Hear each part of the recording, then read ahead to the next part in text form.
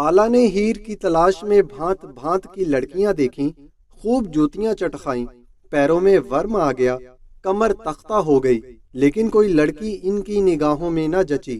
کوئی چھوٹی ہوتی، کوئی موٹی، کسی کا قد آسمان سے باتیں کرتا تو کوئی سوکھی شاخ کی طرح دبلی پتلی، کوئی موٹیالے رنگ کی تو کوئی شلجم کی طرح پھیکی۔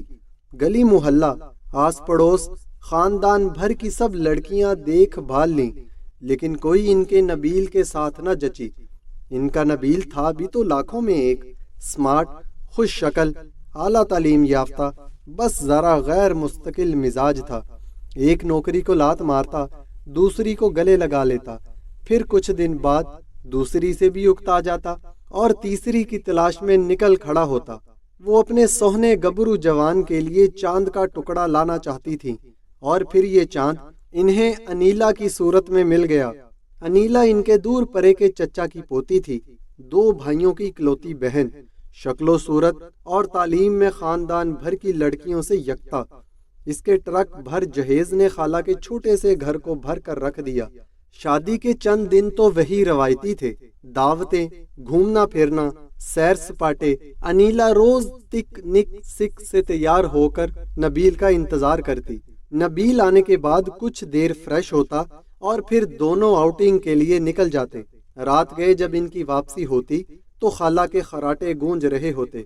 انیلا گھریلو کام کاج میں کم ہی دلچسپی لیتی، خالہ کوئی کام کہہ دیتی تو مارے باندھے کر دیتی، خود سے کسی کام میں ہاتھ نہ ڈالتی۔ انہیں اب اس کی حرکتیں کھٹکنے لگیں۔ ابھی کل کی بات ہے جب انیلا اور نبیل باہر جانے کے لیے انہیں خدا حافظ کہنے آئے تو وہ بول پڑی، اے بہو، اب گھریلو کام کاج میں دلچسپی لو، یہ کیا ہر وقت بن ٹھن کر میاں کے ساتھ سیر سپاٹوں پر نکل جاتی ہو۔ نبیل تو چپ کا چپ ہی رہا، مگر انیلا بیگم کے منہ کے زاویے بگڑ گئے۔ پیر پٹختی ہوئی کمرے میں آ گئی، رات کے کھانے کا بھی مکمل بائیکاٹ کر دیا۔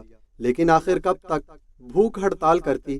رات کو بھوک کے مارے پیٹ میں مروڑ اٹھنے لگے۔ صبح منہ پھیلائے ناشتے کی میز پر حاضر تھی۔ ناشتے کے بعد خالہ نے انیلا کے ذمے کچھ کام لگا دیے جو مارے باندھے انیلا نے کر ہی لیے۔ دوپہر کو ایسی گہری نیند سوئی کہ خالہ کمرے کا دروازہ کھٹکا کھٹکا کر تھک گئیں۔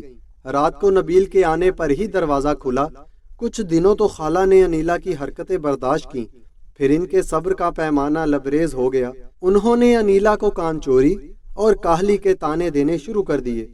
انیلا بیگم کے سر پر لگی پیروں پر بجھی۔ اب انہوں نے بھی خالہ کو دو بدو جواب دینا شروع کر دیے۔ اب خالہ کے چھوٹے سے فلیٹ میں وہ مارکا آرائی ہوتی کہ الایمان الحفیظ۔ آس پڑوس کے لوگ بھی ان لڑائیوں میں دلچسپی لینے لگے۔ دائیں طرف والی شبنم تو باقاعدہ لڑائیوں کا انتظار کرتی۔ جس دن لڑائی نہ ہوتی وہ تانک جھانک میں لگ جاتی کہ خیر تو ہے، ساس بہو کی طبیعت تو ٹھیک ہے۔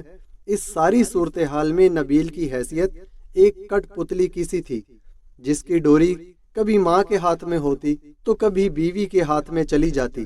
ایک دن خالہ اور انیلا کے درمیان وہ مارکا آرائی ہوئی کہ ساتھ والی شبنم کا بھی دل دہل گیا۔ انیلا نے اپنا بوریا بستر سمیٹا اور رکشہ کر کے میکے روانہ ہو گئی۔